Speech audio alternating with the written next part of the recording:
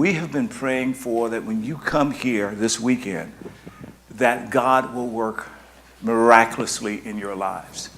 And when we talk about miracles, what we're saying is that God will move supernaturally, or to put it another way, that God will do some stuff in your marriage and in your life that you can't do.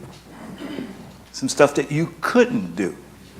And we've got marriages here we know all over the place, right? We've got some folk thinking like you just figured out, and you're saying something like this to yourself: what was I thinking when I married this person, right? And somebody else is here thinking about, how do I get out of this, right? And part of your strategy for getting out was to come to this retreat, and so you could check it off and exit. And then some of you are here because you've got a great marriage, and but what you don't know is that God has more levels for you.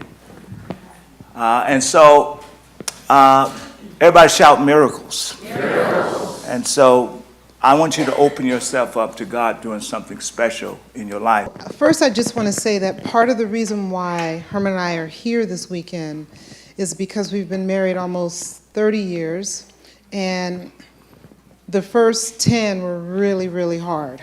I mean, really, really hard. And so what we're hoping is that... Really hard. So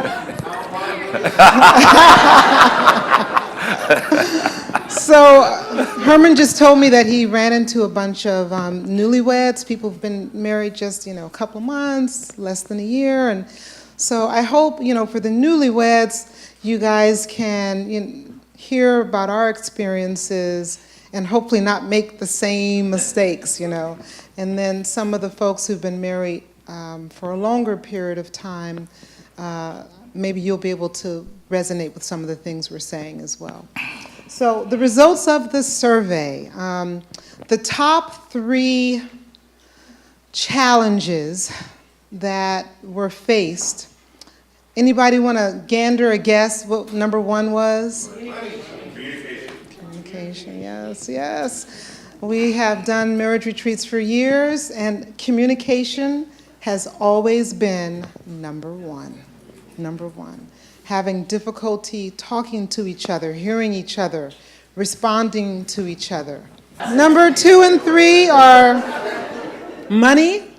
People feel like their partner is not handling the money well. Differences in how to handle money. And 3rd is intimacy. And what I can say around the intimacy that I thought was actually interesting is that although the average amount of sex we're having is, each couple is having. Clarify that. Is 1 time per week. That's the average. But there are a lot along the spectrum, and some folks are having a tough time having sex only once a year, and others are having sex every day. But I can say this. It was very consistent that no matter how much sex you all were having, in general, everyone felt like they weren't having enough sex. So if you said once a week, is this more or less than desired? Most people said less. And it was for both the male and the female. So it just means that you want to have more sex, but there's something preventing it. Whether that's time, energy, kids, anger, you just had a big fight and you just, no, I'm not going to do this because I'm too angry, even though you kind of really want to, but you're not going to allow yourself to get in the mood because you're so angry and resentful. So those were the top 3. I think there was a significant, this would have been the top number 2 or 3, but if we looked at how many years you were married, they kind of differentiated themselves. So for those who were married less amount of years, parenting and child rearing became a big part. And for those who were married longer amounts of years, it was more about adult kids coming back to live in the home and difficulty with that, and blended families and that sort of thing. So thank you for taking the time to fill out work-life balance. The service, the work-life balance. Did I miss one? Yes, work-life balance. Big one. Yeah, that was a huge one, work-life balance. Thanks for taking the time to fill out the surveys. This what I'd like for you to do for this retreat is think about what your top 3 are. And then tonight, the 2 of you come together and decide on one that you want to work on for this retreat. Just pick one major challenge, conflict, issue that you've had difficulty resolving. And what we're going to do through each of the sessions is help you have a way to kind of process through whatever that one challenge is that you've identified. All right, come on, let's give God a hand of praise. All right, now here's the deal. Here's the deal. We're about to jump right in here, but here's the deal.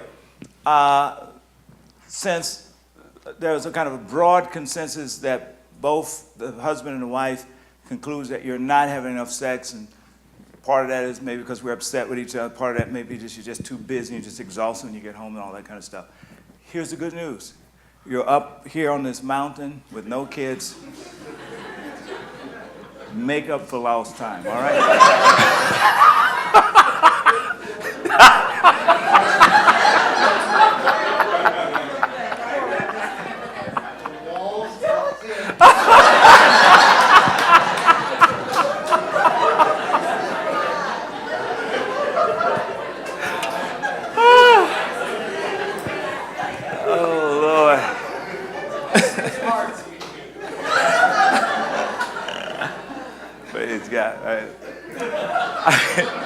I just want to iterate and just what Rhonda said. You know, pick that one issue.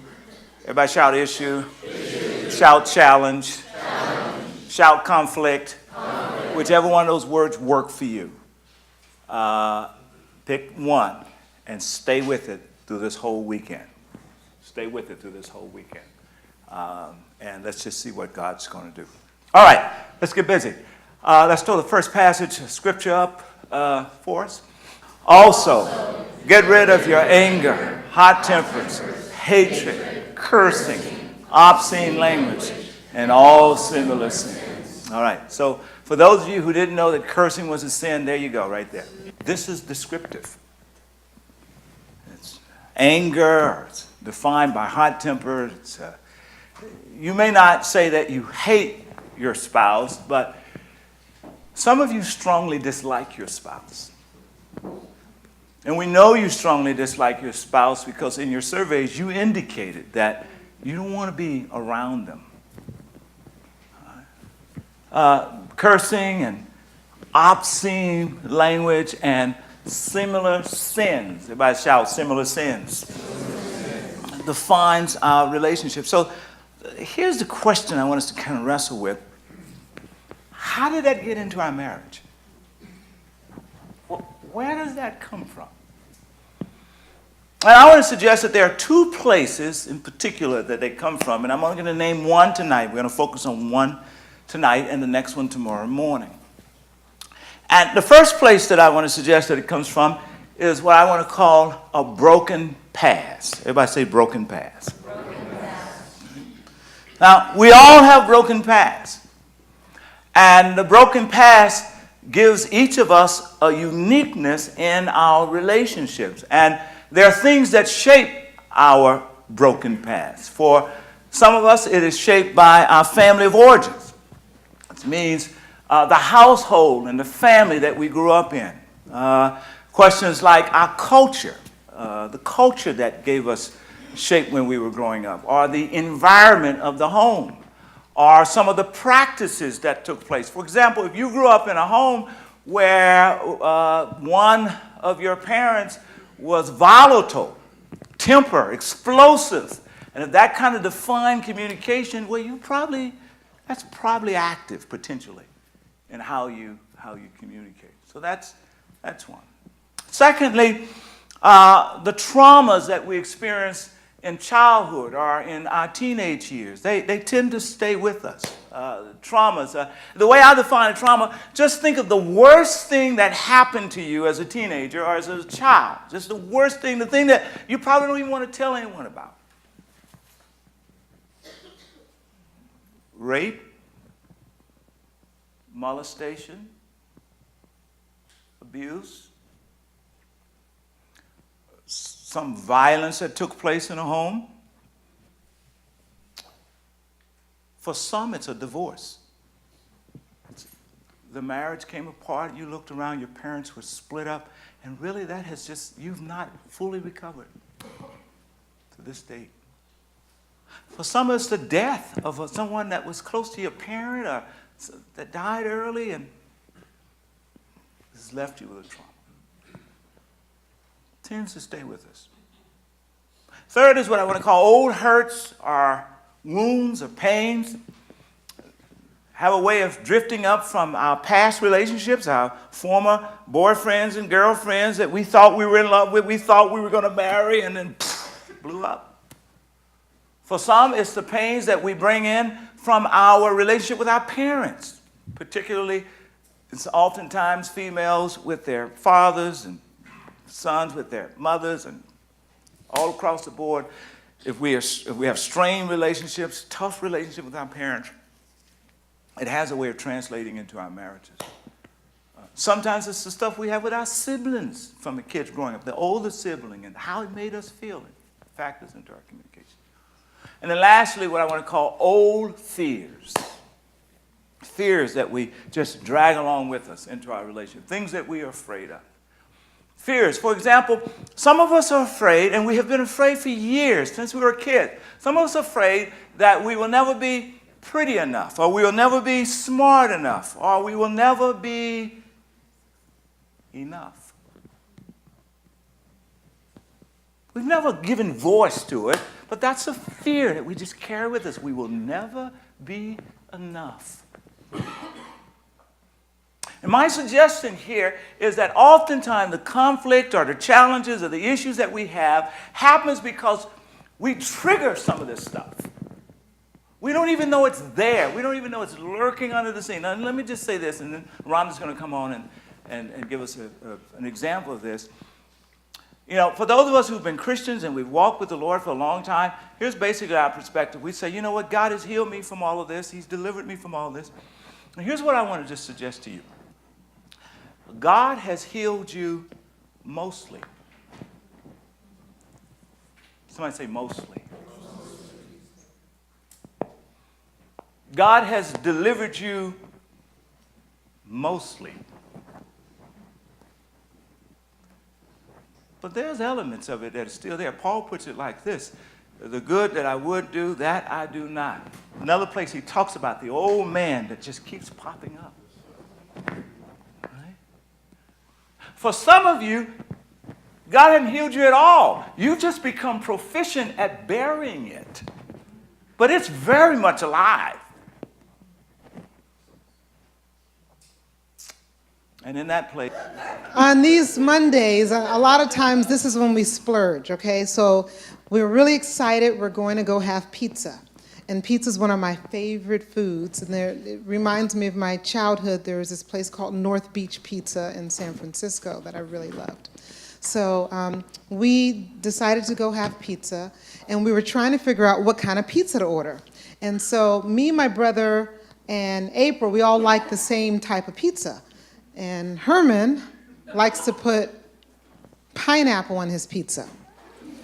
And I really don't like anything sweet on my pizza. I think it totally messes up the pizza. So we were sitting there talking and laughing and making big fun about this, pineapple on the pizza. And Herman's like, well, you guys should try it. It's really good. I was like, oh, no, I'm not eating any of that pineapple. And so he says, no, but we should have pineapple on the pizza. So this became a problem because there's no way I'm having pineapple on my pizza. And I've been eating low carb all week, and this is my big splurge, and I don't want any pineapple on it. But we were having fun, good time. I said, listen, you order a personal pizza and put all the pineapple you want on there. And there was something I said or a certain way I said it. Herman can tell you, I still don't remember exactly what I said, but somehow, maybe this has happened to you, where the mood is really light and airy, and then all of a sudden, I looked at Herman's face, and it was like a storm cloud had gone over his face. He was actually hurt. Something I said hurt his feelings, made him withdraw. And he said something like, that's okay, I'll just, never mind, do what you guys want with the pizza. And I was like, wait a minute, wait. It's not that big of a deal. Hold on. But let Herman explain what was going on in his head about the pizza. Okay. All right, so the first thing I want you to note is that she's right, I was hurt. The first thing is she picked up on it. So that's important to notice, that she was paying attention. And not only did she pick up on it, but she called it out in a compassionate kind of way, as opposed to saying, oh, you just, there you go again, there. Second thing that I want you to note is that I didn't blow up. Now, had this been 25 years ago, it would probably have been a different reaction. But thank God for maturing.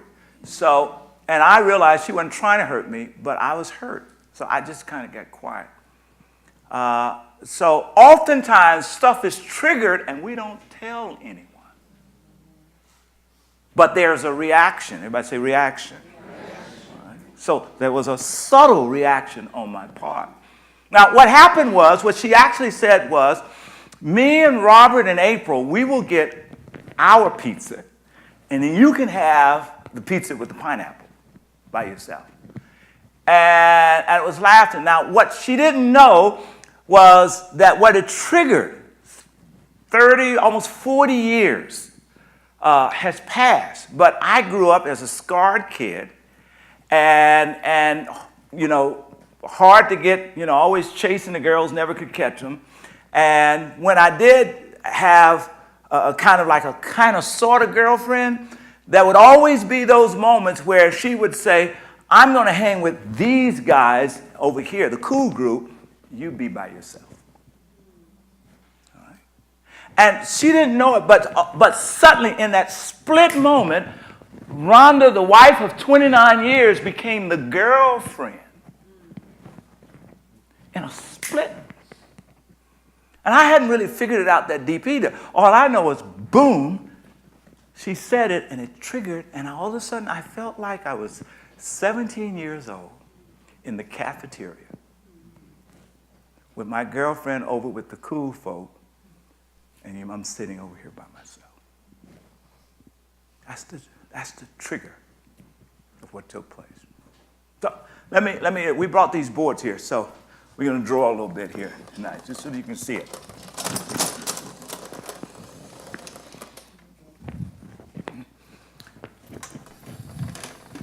So what I'm going to draw here is me, and on that day at the table, and you guys didn't know I was a great artist. You will discover this is me. A stick figure. And here's my point. We bring our broken past with us. It's always there. And so what I brought in terms of my broken past was these feelings of rejection, old feelings of isolation,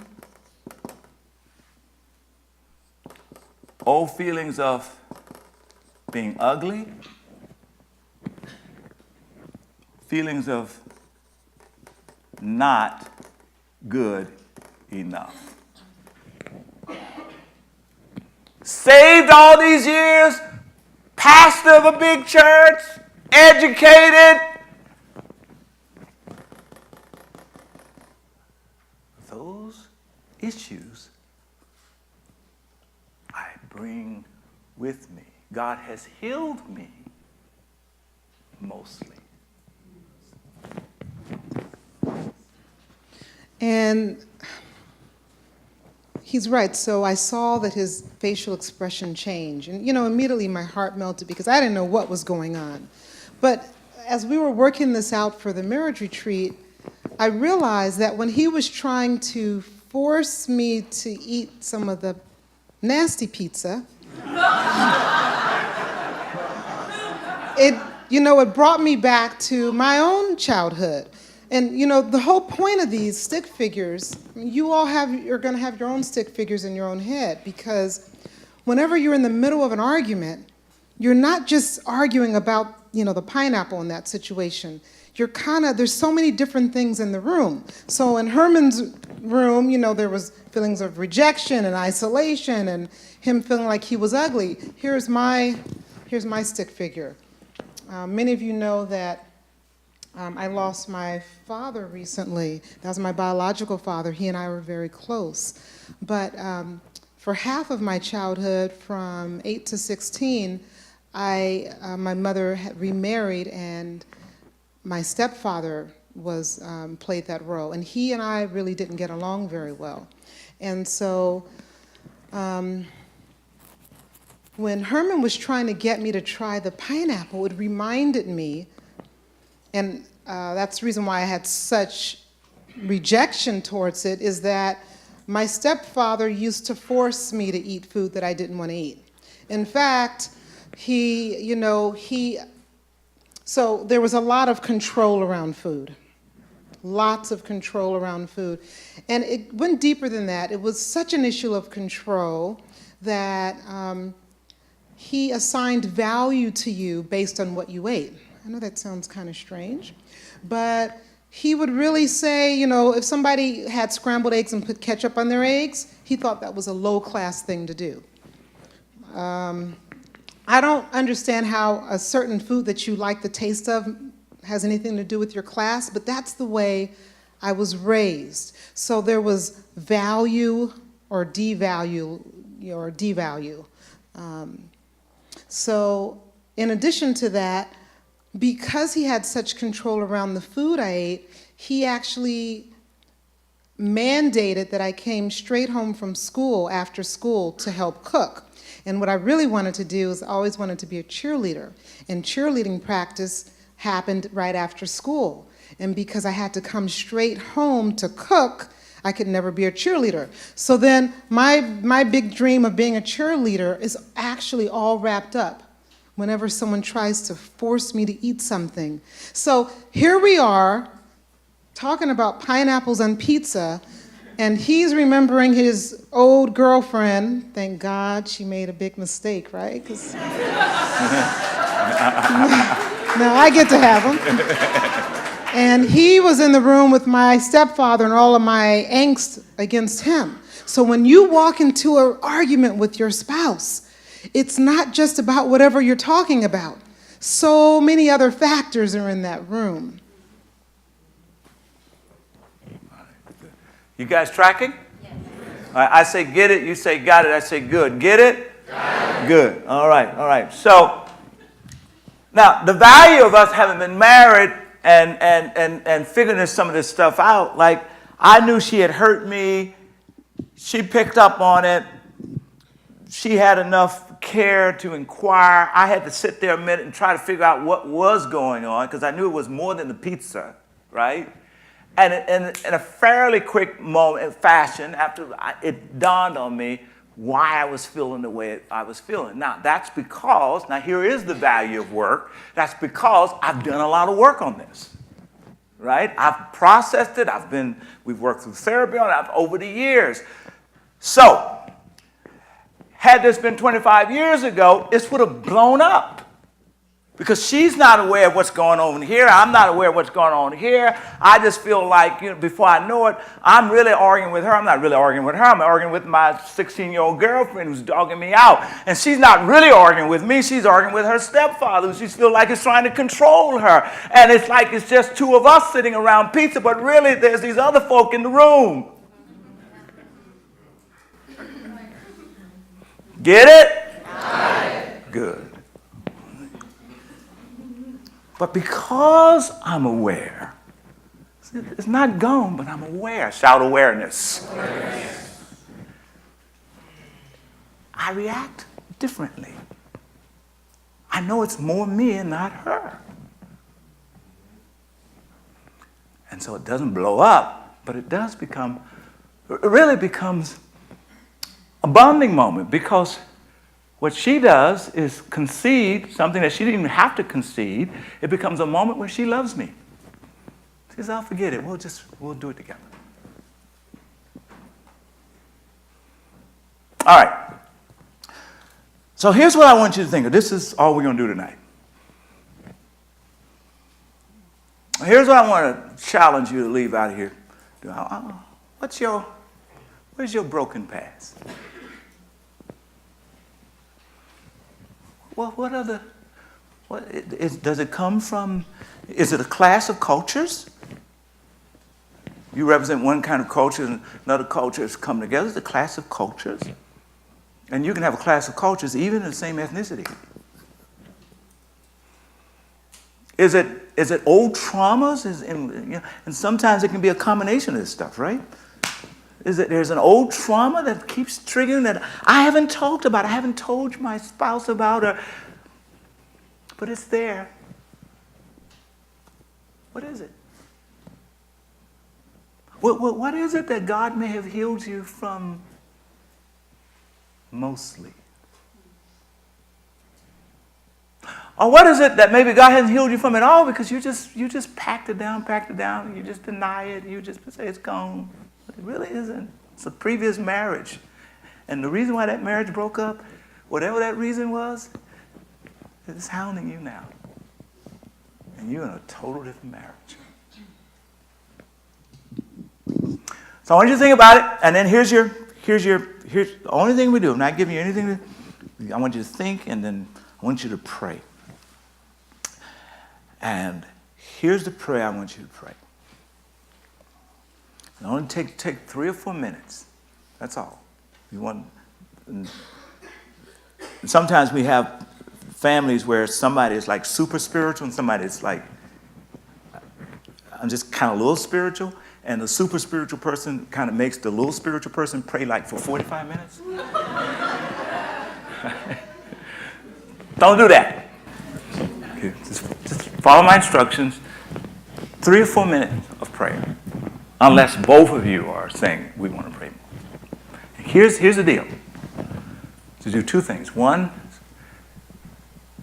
hold hands, get close, and then pray together and just say, Lord, thank you for my spouse.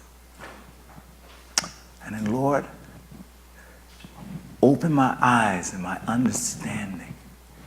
Help me to see things about me that I've missed. And then, Lord, I desperately want you to work a miracle in me and therefore in our relationship this weekend. Do something I can't do. In Jesus' name.